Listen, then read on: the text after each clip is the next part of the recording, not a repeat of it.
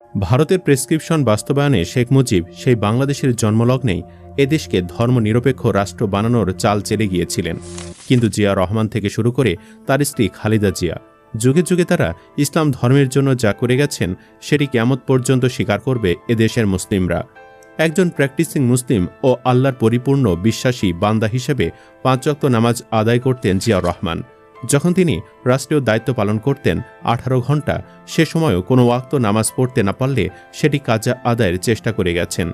জীবনের কথার আজকের ভিডিওতে আলোচনা করব ইসলাম ধর্মে জিয়ার অবদান নিয়ে।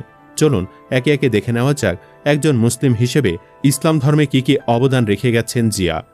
নাম্বার 1, সংবিধানের শুরুতে বিসমিল্লাহির রহমানির রহিম সংযোজন। জিয়াউর রহমান একজন সাচ্চা ইমানদার ব্যক্তি ছিলেন। সেই ধারা থেকেই বাংলাদেশের সংবিধানে প্রথমবারের মতো বিসমিল্লাহির রহমানির রহিম সংযোজন করেন। 1979 সালে 5ম সংশোধনীর মাধ্যমে সংবিধানের শুরুতে এটি অন্তর্ভুক্ত করা হয়। একই সংশোধনীর মাধ্যমে সংবিধানের 8 নম্বর অনুচ্ছেদে ধর্মবিশ্বাসে আল্লাহর ওপর পূর্ণ আস্থা ও বিশ্বাস সংযোজন করা হয়। আওয়ামী লীগের দালালদের এটি কখনোই পছন্দনীয় ছিল না। মুজিবের নাপাক রক্ত হাসিনা সংবিধান থেকে বিসমিল্লাহ তোলার জন্য সব ধরনের অপচেষ্টা চালিয়েছিলেন, কিন্তু এদেশের ধর্মপ্রাণ মুসলিমদের সাথে পেরে ওঠেননি নাস্তিক হাসিনা। নাম্বার 2, ইসলামী বিশ্ববিদ্যালয় প্রতিষ্ঠা। জিয়া রহমান অনুধাবন করেন শুধু ইসলামী রাষ্ট্র হলেই হবে না, দেশে ইসলামী শিক্ষারও প্রয়োজন। শহীদ প্রেসিডেন্ট জিয়া রহমানের শিক্ষা কার্যক্রমের এক অনবদ্য কীর্তি ইসলামী বিশ্ববিদ্যালয় প্রতিষ্ঠা। মাদ্রাসা ছাত্র ও ইসলামী জনতার 200 বছরের প্রাণের দাবি পূরণে এগিয়ে আসেন অকুতভয় সৈনিক জিয়াউর রহমান। পাশে লোকে কিছু বলে এমন চিন্তার ঠাঁই যে তার মাথায় ছিল না, কেবলই নতুন সোপান তৈরি যার নেশা, তাকে রুখে গে 1976 সালের 1 ডিসেম্বর ঘোষণা দিলেন সরকার অতি সত্বর এমন একটি ইসলামী বিশ্ববিদ্যালয় প্রতিষ্ঠা করবে যা আধুনিক ও ইসলামী শিক্ষাকে সমন্বিত করে জাতীয় আশাকাঙ্ক্ষা পূরণ করতে সক্ষম হবে।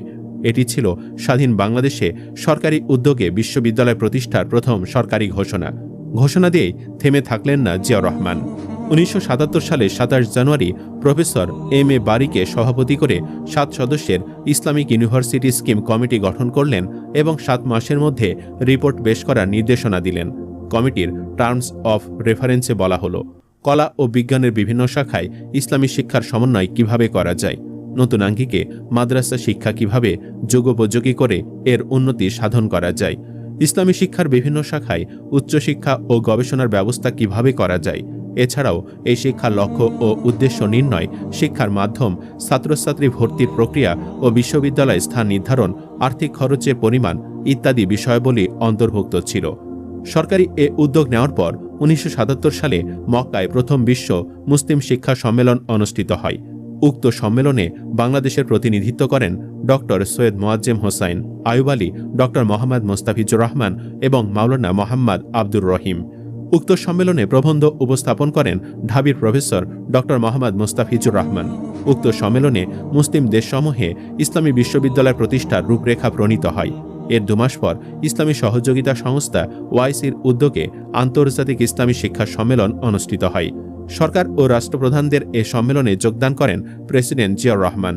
ওআইসি ও বিভিন্ন মুসলিম দেশের অর্থানুকূল্যে এশিয়ার 3টি মুসলিম দেশে বাংলাদেশ, পাকিস্তান ও মালয়েশিয়া, এই 3টি দেশের ইচ্ছায় ইসলামী বিশ্ববিদ্যালয় প্রতিষ্ঠার সিদ্ধান্ত গৃহীত হয়। বাংলাদেশ সরকারের সিদ্ধান্তের পর ওআইসির এ সিদ্ধান্তে বাংলাদেশে আন্তর্জাতিক ইসলামী বিশ্ববিদ্যালয় প্রতিষ্ঠার পথ উন্মুক্ত করে। কুষ্টিয়ায় প্রতিষ্ঠা হয় ইসলামী বিশ্ববিদ্যালয়। এখন সগৌরবে দাঁড়িয়ে সেই ইসলামী বিশ্ববিদ্যালয়, যা জাতির খেদমতে অনবদ্য ভূমিকা রেখে চলেছে।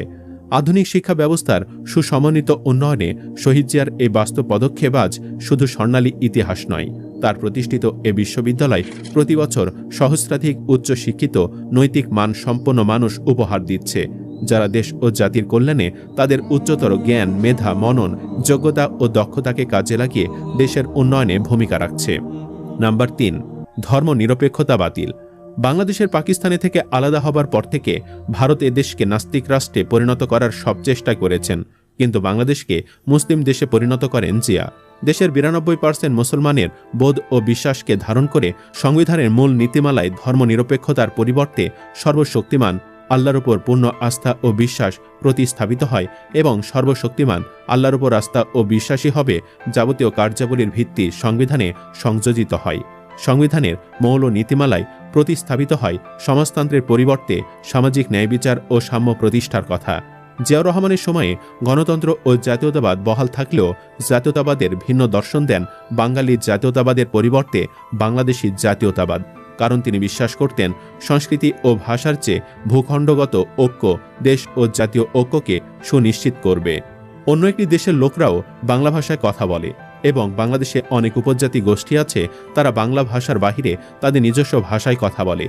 জাতীয়তাবাদী এ দর্শন বাঙালি অবাঙালি সবাইকে একত্রিত করে ঐক্যবদ্ধভাবে জাতি গঠন, দেশের অর্থবহ উন্নয়নে সম্মিলিত প্রয়াস জাতিকে সঠিক পথে পরিচালিত হতে সাহায্য করে। জাতিকে বিভক্তির বিষবাষ্প থেকে মুক্ত করে ঐক্যবদ্ধ জাতি গঠনে তিনি মনোযোগী হন, কারণ তিনি জানতেন জাতিকে বিভক্ত করে জাতীয় উন্নয়ন সম্ভব নয়। সাংবিধানিক এ পরিবর্তন সেরে প্রেসিডেন্ট জিয়া এরপর মনোযোগী হন দেশকে এগিয়ে নেওয়ার উদ্দীপ্ত বাসনায়। মূল সূত্র তো রাসূল সাল্লাল্লাহু আলাইহি সাল্লামের সেই বাণী, তোমরা পরস্পর ভাই ভাই হয়ে যাও, সহযোগিতায় ও সহমর্মিতায় সীসাঢালা প্রাচীরের ন্যায় ঐক্যবদ্ধ হও। নাম্বার 4, ফিলিস্তিনের প্রতি শহীদ জিয়ার সংহতি। গাজা ইস্যুতে ফুঁসে উঠেছে বিশ্ববিবেক, বিক্ষুব্ধ পৃথিবীর মানুষ। পৃথিবী জুড়ে চলছে প্রতিবাদ, প্রতিরোধের ডাক এসেছে মানবিক বিশ্বের নানা দেশ থেকে। আমাদের দেশেও এর ব্যত্যয় ঘটেনি। প্রতিবাদী জনতার ঢল নেমেছে রাজপথে। বাংলাদেশ জাতীয়তাবাদী দল বিএনপি ও তার অঙ্গ সংগঠনগুলো পূর্ব নির্ধারিত সমস্ত কর্মসূচি স্থগিত করেছে। ছাত্রদল, যুবদল সহ অন্যান্য অঙ্গ সংগঠনও প্রতিবাদে মুখর। ইসলামের প্রথম কিবলা রাসূল সাল্লাল্লাহু আলাইহি সাল্লামের মিরাজের স্থান এই ফিলিস্তিনের পবিত্র ভূমি এবং এর অধিবাসী নির্যাতিত মুসলিমদের প্রতি আমাদের অপরিসীম